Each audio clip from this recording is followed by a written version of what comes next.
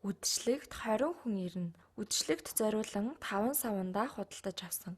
Үдшилтэд 3 цаг үргэлжилнэ. Ундааны 1 саванд 2 литр багтдаг. Түрүүжийн 7 хоногт аяллаар явхад 6 савандаа уусан. Үдшилтэд хэрэглэх хэдэн литр ундаа бидэнд байгаа вэ? За энэ ч үдшилтэд хэрэглэх хэдэн литр ундаа бидэнд байгаа вэ гэж асуусан байна. Мөн бусад мэдээллийг ч өгсөн байна. За одоо тэгэхээр хүүхдүүдээ хичээлээ төр зогсоогоод бодлогын хариуг олоход эдгээр мэдээллийн ер нь аль нь хэрэгтэй вэ гэдгийг эхлээд бодож үзээрэй. За дараа нь үдшилтэд хэрэглэх хэдэн литр ундаа бидэнд байгаа вэ гэсэн асуултанд хариулах гээд оролдоод үзээрэй. За одоо бүгдээрээ бичлэгээ зогсооё. Ингээд юу өгөгдсөн талаар харъя. Үдшилтэд 20 хүн ирнэ гэсэн байна. За эн чинь бидэнд хэдэн литр ундаа байгааг мэдхэд тийм ч хэрэг болохооргүй юм байна, тийм ээ. Тэгэхээр үнийг дарчихъя.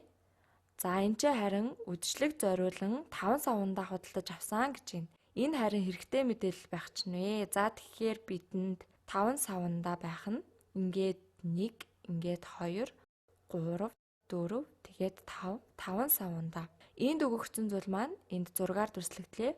Юу вэ гэхээр бид үдшилтэд зориулан 5 савандаа авсан гэсэн хэсэг. За одоо хэдүүлээ 1 сав нь хэдэн литр гэдгийг мэдчих юм бол болоод явчихна. За өөр юу өгсөн байна вэ гэхээр энэ ч үдшилтэд 3 цаг үргэлжлэнэ гэсэн байна. Энд чинь 1 сав нь хэдэн литр байхад ямар ч хамаагүй юм байна шүү дээ. Тэгэхээр 1 савнд 2 литр ундаа багтдаг. За энэ ч харин сонирхолтой юм байна. 1 савнд 2 литр ундаа багтдаг. Тэгэхээр энэ нь 2 литр, энэ нь 2 литр, энэ нь 2 литр, энэ ч бас 2 литр. За энэ бас 2 литр. За ингээд хэдүүлээ нийт хэдэн литр ундаа байсныг мэдхийн тулд бидэнд 5 савандаа байгаа тий.